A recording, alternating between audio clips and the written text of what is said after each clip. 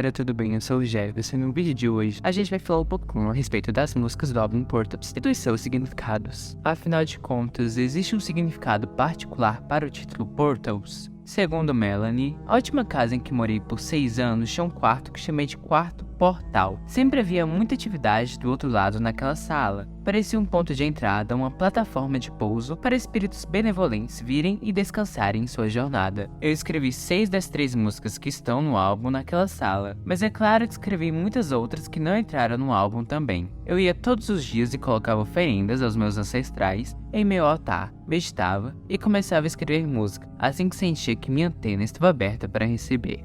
Sobre esse álbum ser uma continuação dos seus 2 primeiros, Melanie falou: "Este álbum é a última parte da trilogia de Crybaby. Eu gostaria de pensar que todos os meus 3 álbuns são independentes, mas planejei que eles se conectassem, mostrando a evolução da Crybaby. Eu queria apresentar o personagem, passar pelas dores crescentes da infância com ela e, em seguida, usar a escola como analogia para a vida e os sistemas de poder aqui na Terra, sob os quais nossa sociedade continua a viver. Então, com Portals, eu queria desafiar a perspectiva de meus ouvintes, dizendo essencialmente: assim como nós, após a morte da embarcação de Crybaby na Terra, ela vive como um espírito no cosmos. Foi importante para mim mostrar a imortalidade do ser humano com este disco, para dar às pessoas a esperança de que há vida após a morte." E sobre o tema que conecta todas as músicas do álbum, Melanie falou: "Eu tenho lido muitos livros de hipnoterapia de regressão a vidas passadas há alguns anos. Eu me apaixonei por ler as descrições de diferentes pessoas sobre a fase intermediária da morte e da vida enquanto estavam sob hipnose. Para onde vão, o que vem e por quê.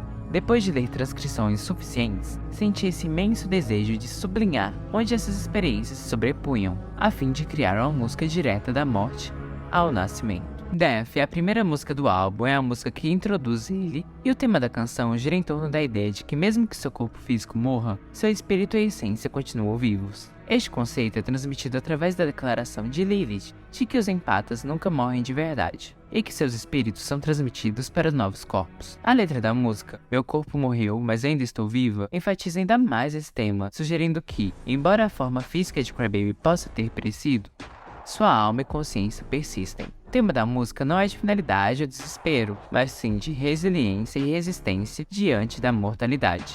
Eu costumo ter títulos escolhidos no início da fase conceitual de um álbum antes mesmo de escrever qualquer coisa. Este era obrigatório e eu não estava acertando sempre que tentei escrevê-la com outras pessoas. Um dia, sentei-me sozinha na sala do portal e comecei a cantar melodias. Ouvi um espírito com um tom completamente diferente do meu repetir uma melodia que cantei em voz alta no silêncio, e isso me deu um arrepio no corpo. No começo, fiquei com muito medo, depois continuei, usando aquele momento como uma confirmação do outro lado.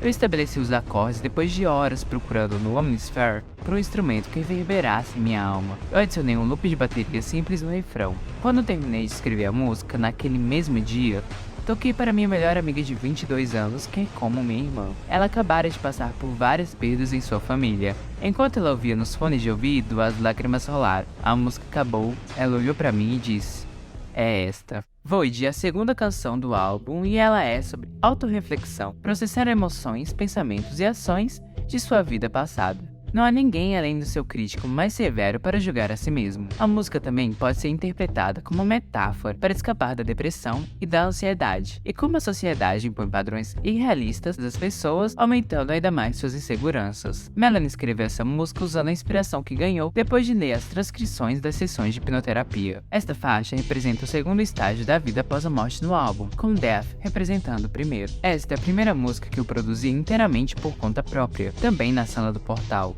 A primeira coisa que anotei foi a linha superior do baixo. Era uma melodia exata de um memorando de voz que gravei alguns dias antes. A melodia do refrão e a letra vieram de uma só vez, apenas no loop da linha de baixo. Eu coloquei um simples loop de bateria programado que mais tarde foi substituído e mixado com bateria ao vivo por Reese Hastings. Lembro-me de gritar aquele refrão enquanto chorava. Parecia um peso que eu precisava tirar de cima de mim. O peso da minha ansiedade, o peso do meu cérebro, e se encaixou perfeitamente no segundo estágio, o vazio. Um lugar escuro onde você fica sozinho com seus próprios pensamentos para a introspecção, a fim de encontrar a luz de dentro de si. O tema da música Tunnel Vision parece ser sobre empoderamento e autoestima. A letra implica uma confiança no próprio corpo, uma recusa em ser objetificada ou reduzida a um mero objeto sexual para o prazer de outra pessoa. A letra também sugere que a cantora, no caso a Crybaby, tem consciência de seu valor e não está disposta a se contentar com menos do que merece, apesar das distrações e brincadeiras dos outros. O refrão, em particular, enfatiza o seu valor próprio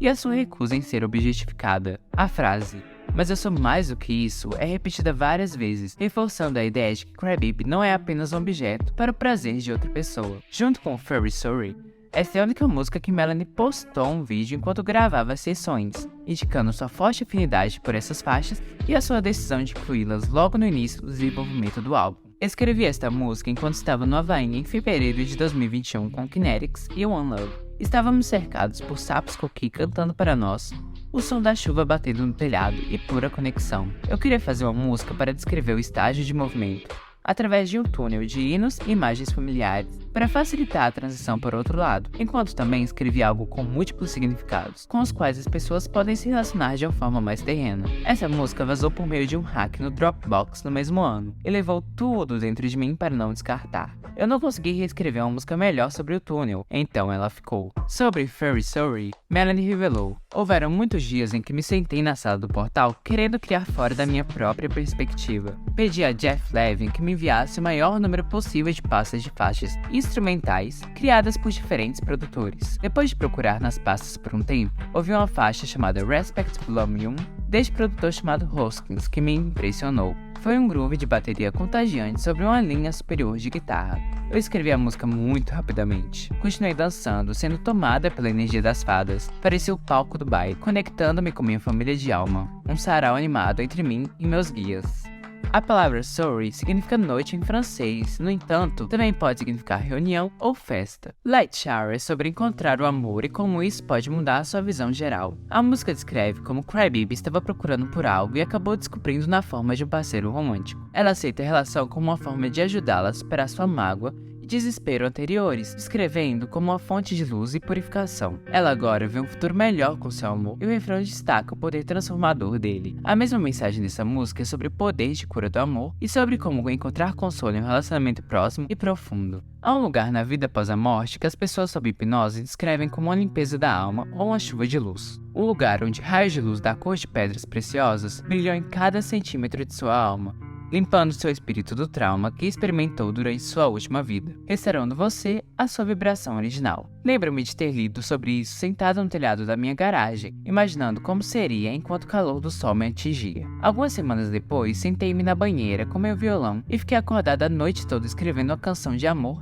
sobre essa luz, a fim de criar um significado em camadas. Essa também foi a primeira música que eu escrevi para o álbum. Spiderweb é uma música sobre o comportamento servil das pessoas na internet, usando metáforas inteligentes como uma teia de aranha, indicando a rede mundial de computadores ou verso, agindo ao ciclo em que estão, indicando pessoas que passam muito tempo em seu telefone e outras tecnologias. Ela aprofunda a obsessão da internet por drama e segue os criadores para ver sua queda, bem como a incapacidade de deixar a internet quando você está no centro das atenções. Se eu fosse dar uma aula de composição conceitual e temática, essa música seria um ótimo ponto de referência. A interconexão de todos nós que todos sentem sob hipnose, inclusive eu. Eu queria apimentar um pouco, então encontrei uma oportunidade de adicionar duplo significado à ressonância terrena. Portanto, Spiderweb também é escrito sobre o estrangulamento da mídia na sociedade. Alimentando-se de nossos altos e baixos e curiosos para nos ver lutando, ninguém pode sair depois que elas se fundem. Eu escrevi isto na minha guitarra na sala do portal, gravei e enviei para CD. Ele criou uma faixa instrumental incrível para ela naquele mesmo dia e até criou o drop perfeito, usando seus próprios sons de boca que deram aquela sensação extra de aranha. Sobre Lichess, Melanie fala: as pessoas escrevem muito da vida após a morte como uma espécie de escola, projetando-se em vidas passadas com pessoas com quem continuam encarnando, para se colocarem no lugar do outro, mostrando como eles poderiam ter lidado melhor com o conflito na Terra para a próxima vez. As próximas músicas no álbum são sobre conflitos na Terra. Eu gostaria de pensar que todos nós planejamos esses momentos juntos,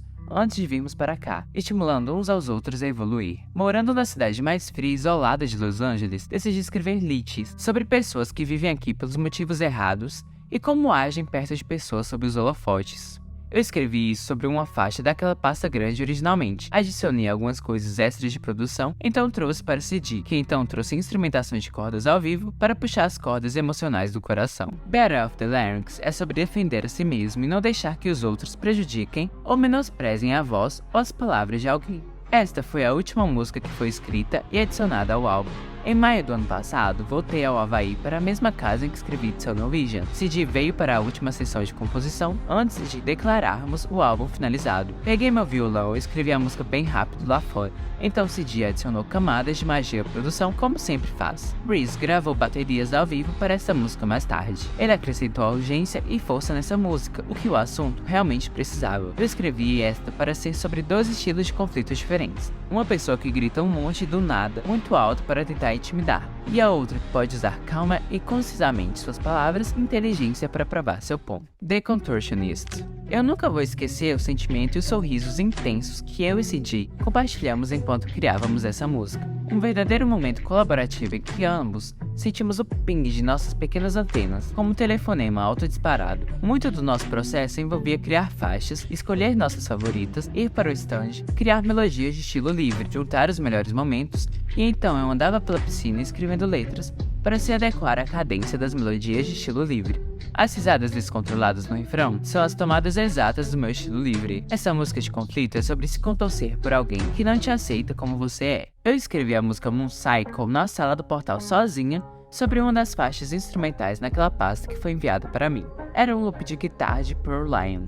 Em cada um dos meus álbuns, gosto de incluir pelo menos uma música tabu, sobre algo com o qual muitas pessoas lidam, mas ninguém fala na música. Eu queria escrever uma música divertida e alegre, sobre ser uma pessoa que experimenta a menstruação. Como o sangue representa a vitalidade e a vida, eu queria que o refrão fosse bonito e usasse analogias para sangrar que fossem doces. Os sons estrondosos que levam a música são minhas cólicas menstruais reais que gravei no meu telefone. Com o conflito da sociedade patriarcal fazendo lavagem cerebral em homens cis heterossexuais para acreditar que eles deveriam ter qualquer tipo de opinião sobre o corpo de outras pessoas, e também o tipo geral de nojo que eles recebem da discussão sobre menstruação. Eu queria tornar a música ainda mais desconfortável para eles, passando a escrever um homem que vive para o sexo menstrual. A música Nymphology é sobre a repressão da feminilidade. As ninfas são seres místicos altamente femininos, variando de sereias a fadas. Essa música é uma forma de dizer que a mudança é algo que nós, como sociedade, precisamos, e precisamos especialmente de uma mudança na forma como aceitamos o feminino. Essas pessoas que a estão demonizando nem se dão o trabalho de entender quem